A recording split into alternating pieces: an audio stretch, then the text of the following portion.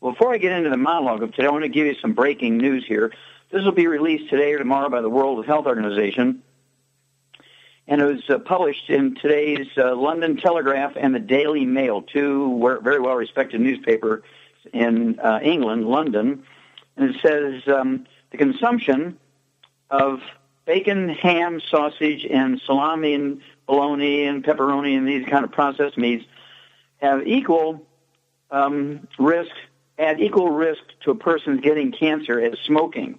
Now, of course, I've been saying that for 25 years or longer, maybe 30 years. And so I'm just glad to see now the World Health Organization is catching up. Now, the monologue of today takes us back to the cholesterol story and the saturated fat thing. And we know that cholesterol and saturated fat have nothing to do with clogging your arteries or any kind of cardiovascular disease. Okay? And basically, we're looking at the Inuit Eskimos up above the Arctic Circle. Their traditional diet is 98% red meat and saturated fat and cholesterol. We're talking about whale meat and whale blubber, walrus meat and walrus blubber, seal meat and seal blubber, bear meat and bear fat. They don't eat fruit. They don't eat vegetables. They don't eat nuts. They don't eat grains. And their cholesterols run 350 to 500, and they have the lowest rate of cardiovascular disease and heart attacks of any culture on Earth. Well, so why did we begin to demonize cholesterol and saturated fat? Well, to make a long story short, in 1952, a professor of medicine at the University of Minnesota in Minneapolis, Ansel Keys, was on the board of Procter & Gamble and also on the board of the American Heart Association. He brokered a deal which Procter & Gamble gave the American Heart Association $1.7 million in exchange for an endorsement of a new product that Procter & Gamble had purchased from an English soap manufacturing company, and they couldn't sell it as soap, so Procter & Gamble decided to sell this product as a food. And they had to demonize the competing products that Grandma had been using for years, lard, butter, cream, eggs, that sort of stuff. And so they demonized them, saying cholesterol is bad, okay, and that included eggs, cream, butter, and so forth, were bad. And they put people on a low cholesterol diet, low saturated fat diet. As a result, we got low T, erectile dysfunction, Alzheimer's disease, adrenal exhaustion, and it's kind of crazy.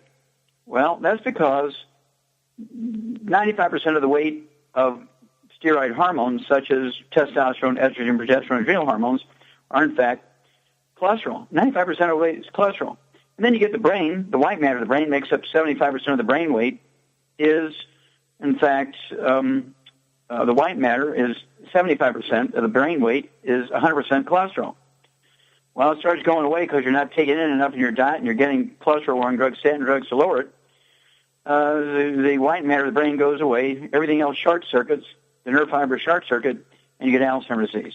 These are all physician-caused disease. Low T, erectile dysfunction, adrenal exhaustion, Alzheimer's disease are all physician-caused diseases. Of course, the pharmaceutical industry like that because they got Viagra, Cialis, and, of course, the Alzheimer's drugs, dementia drugs, and so forth.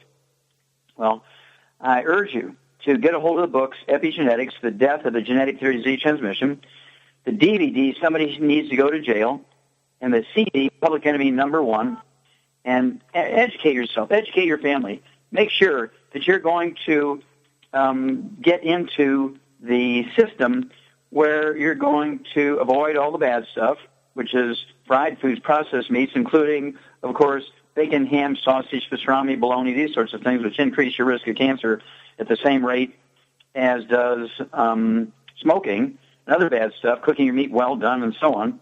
So you've got to be in control here. You can actually add 25 to 50 healthy years to your life just simply by avoiding the bad stuff. And I'm so glad to see the World Health Organization coming out with this in the next couple of days because I've been yelling about it for 30, 40 years. Everybody kind of laughs at me. Well, guess what? I've been redeemed on another one there.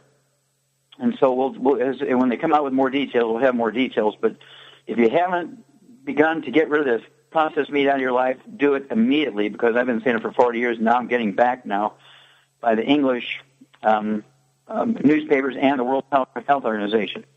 Remember the book Epigenetics, The Death of the Genetic Theory of Disease Transmission, Somebody Needs to Go to Jail, the DVD, and Public Enemy #1, the CD.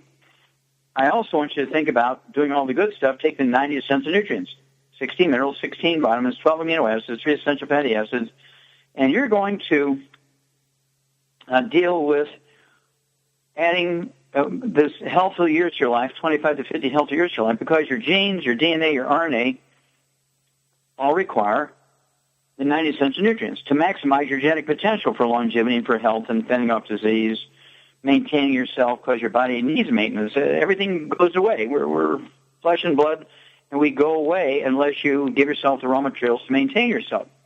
And so why do people spend more time and energy maintaining their car and their house than they do in maintaining themselves? I find that always very interesting.